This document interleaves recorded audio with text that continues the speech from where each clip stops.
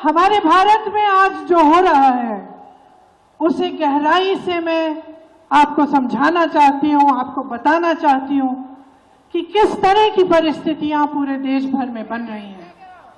ಇವತ್ತು ಈ ದೇಶದಲ್ಲಿ ದೇಶಾದ್ಯಂತ ಎಂತಹ ಒಂದು ಪರಿಸ್ಥಿತಿ ಸೃಷ್ಟಿಯಾಗಿದೆ, ನಮ್ಮ ದೇಶದಲ್ಲಿ ಏನೇನ್ ಅನ್ಯಾಯಗಳು ನಡೀತಿದೆ ಅದರ ಬಗ್ಗೆ ನಾನೀಗ ಮಾತಾಡಬೇಕು ಅನ್ಕೊಂಡಿದ್ದೇನೆ।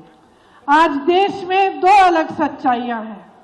एक सच्चाई जिसका सामना आप कर रहे हैं, दिन रात मेहनत करने की, महंगाई बढ़ रही है, बेरोजगारी बढ़ रही है, एक ये सच्चाई है।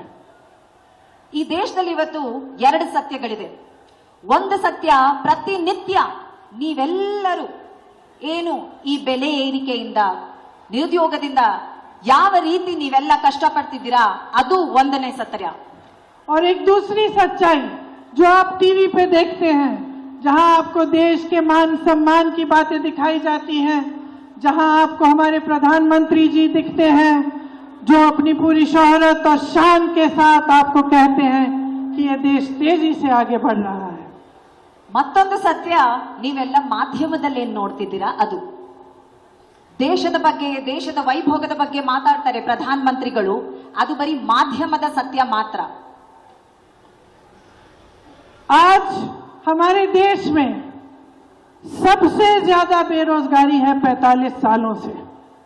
ಇವತ್ತು ನಮ್ಮ ದೇಶದಲ್ಲಿ 45 ವರ್ಷದಲ್ಲಿ ಇಲ್ಲದಂತಹ ನಿರುದ್ಯೋಗ, ಅಷ್ಟು 45 ಕಳೆದ 45 ವರ್ಷದಲ್ಲಿ ಈ ವರ್ಷನೇ ಈ ಮಟ್ಟಕ್ಕೆ ನಮ್ಮ ದೇಶದಲ್ಲಿ ನಿರುದ್ಯೋಗ ಇರೋದು। हमारे 70 करोड़ भाई बहन आज बेरोजगार हैं। 70 ಕೋಟಿ ನಮ್ಮ ಅಣ್ಣ ತಮ್ಮ ಅಕ್ಕ ತಂಗಿಯರು ಇವತ್ತು ನಮ್ಮ ದೇಶದಲ್ಲಿ ನಿರುದ್ಯೋಗಿಗಳಾಗಿದ್ದಾರೆ। केंद्र में 30 लाख पद खाली पड़े हैं। ಕೇಂದ್ರ ಸರ್ಕಾರದಲ್ಲಿ 30 ಲಕ್ಷ